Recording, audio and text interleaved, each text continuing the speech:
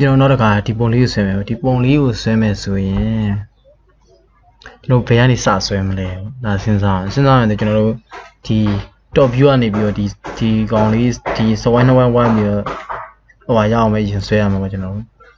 စလင်ဒါပုံလေးရင်ရအောင်ဆွဲရမယ်အဲ့တော့ swine 2 1ရဘယ်လောက်ကျ R15 ရဲ့ R25 ရဲ့ရှိတယ်အမြင့်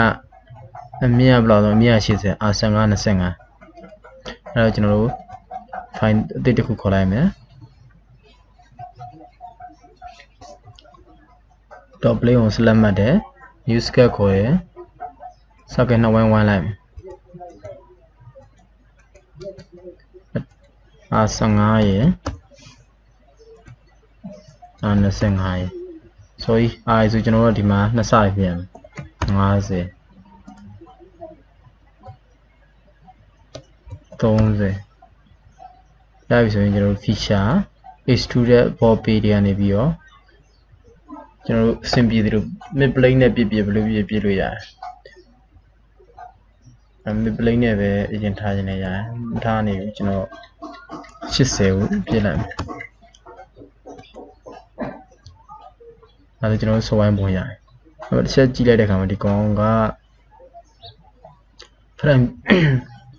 view ကိုယူလိုက်မယ်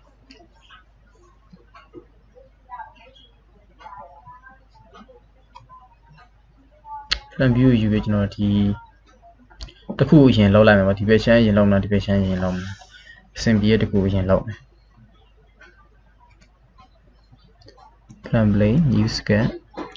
number 2ဒါပဲကျွန်တော်ဒီအောက်ဒီဘက်ရှမ်းကိုအရင်လောက်လိုက်မယ်ဒါဆိုရင် software 2 1ရ25ရယ်40 diameter 25ရယ်40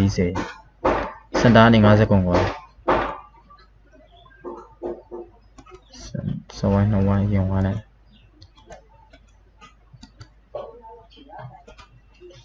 40 25 50ခွန်50ခွန်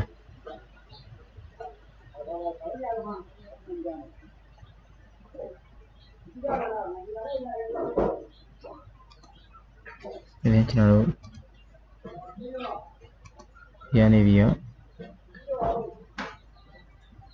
တန်းကြမ်းမြင်တစ်ခုဆွဲလိုက်ဒီလောက်ထိဆွဲထားလိုက်ရဒီမှတ်တင်ပဲဆွဲထားလိုက်ရဒါပေမဲ့ကျွန်တော်တို့ဒီမှတ်တင်လဲကျတော့အဆင်မပြေဘူးပဲအဲ့တော့ဒီဘက်ထိကိုလိုဆက်ပြန်ပေါ်လိုက်မယ်တို့ line တစ်ခုယူမယ်အဲ့ဒီလောက်ထိယူထားလိုက်မယ်ယူထားပြီးမှဒီကောင်ကျွန်တော်တို့က horizontal လို့ပြလိုက်အဲဆိုရင် horizontal လို့ပြလိုက်ရသွားပြီကျွန်တော်ခုနအတွင်းရစဝိုင်းက R15 ဆိုတော့ကျွန်တော်ဒီကောင် R20 20လောက်ထားလိုက်ဘာလို့ထားမှလဲဆိုတော့နော်20လောက်ထားလိုက်ကျွန်တော်ဒီကလနာနေတာလောက်ခဲ့မယ်ဆို B အဟာကြီးဖြစ်သွားမှာဒါမှမဟုတ်ကျွန်တော် B အဟာကြီးမဖြစ်အောင် center line horizontal ပြည့်တယ်ပြည့်ပြင်ဒီကောင်ကို select မှတ်တယ် mirror ခေါက်မယ်ဘယ် line ပြည့်မယ်ဒီကောင်ပြည့်အဲကျွန်တော်ဒီ line နဲ့ဆက်ပြည့်ဒီ line နဲ့ဒီ line နဲ့ဆက်ပြည့်လိုက်အဲဆိုရင် isometric view ယူမယ်အဲ့ကောင်လေးကဘယ်လောက်ပြစ်ထားလဲဆိုတော့ထူလေးကိုတစ်ချက်ကြည့်ခြင်း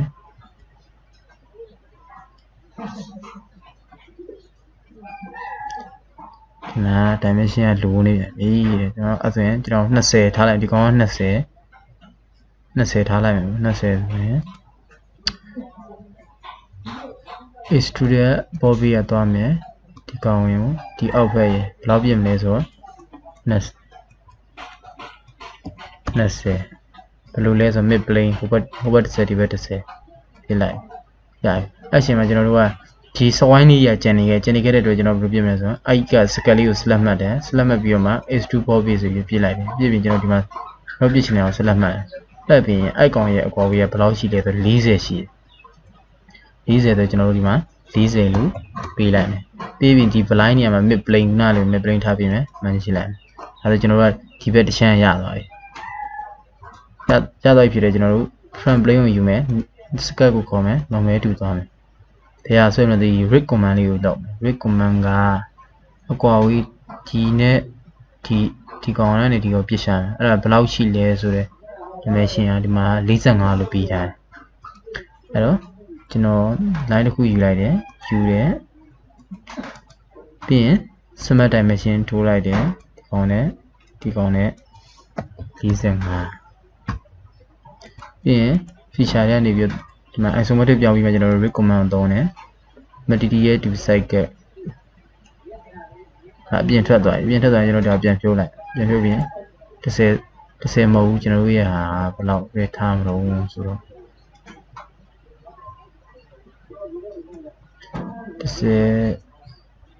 10ထားလို့ရတယ်10ထားပြီးကျွန်တော်အမှန်ကြီးရှိတယ်ဒီမှာမရဘူးအဲ့လိုမရတာဘာလို့လဲဆိုတော့ကျွန်တော်တို့ဒီ normal တူပြန်သွားပြီးတော့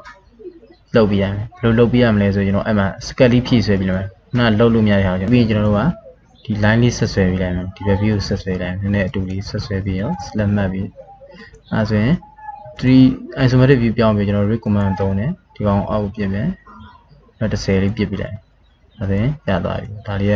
တော့မရတကယ်လို့ကျွန်တော်တို့ဆွဲလို့အဆင်မပြေရင်ကျွန်တော်တို့အဲ့လိုလေးလုပ်ပြရမှာဖြစ်ပါတယ်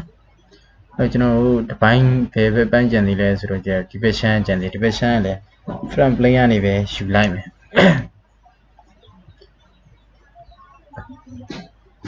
R20 ရယ် diameter 20ရယ်ဒီဘက်ကနေပြီး90လေးရှိရယ်အဲ့တော့ကျွန်တော်ဒီမှာ front plane scale normal to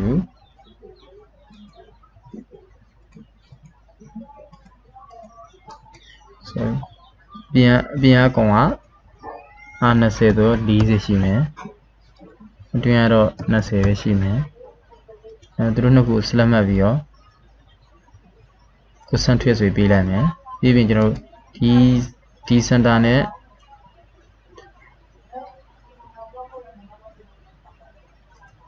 ဒီကောင်ရဲ့ center နဲ့က90လေးရှိတယ်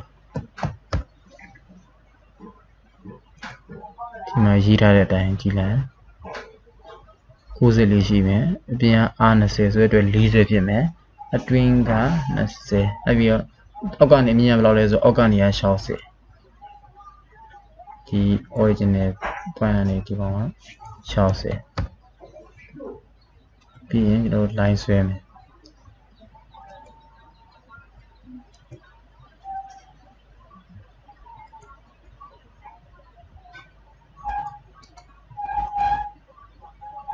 ဒီကျွန်တော်ဒီ twin ကိုယူပြီးတော့မှလူရဲ့ပိုင်းလေးဖြတ်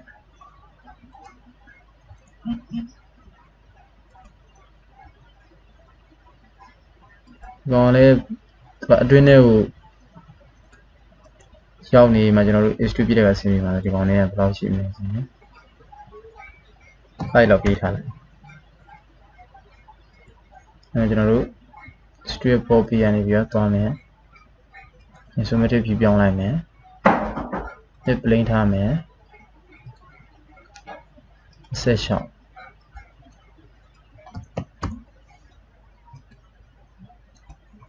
26ဆိုရင်မှာကျွန်တော်အဲ့က26ရပြီဆိုရင်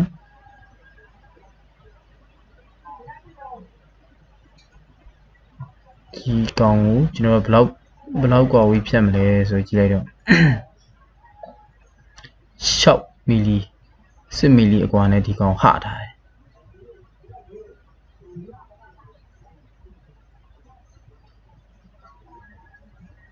အဲ့ခွာထားတဲ့ကဘယ်ထိလဲဆိုကျွန်တော်အောက်ထိပဲတလိုက်ပေါက်ပဲဆိုတော့ right plane ကိုယူလိုက်တယ် new scale ခေါ်လိုက်တယ် normal to ဒီ corner တန်းကတစ်ခုယူပြီးဆွဲချလိုက်ဒီကောင်ဘယ်လောက်ရှိလဲဆိုရင်ဒီကောင်က6ရှိမယ်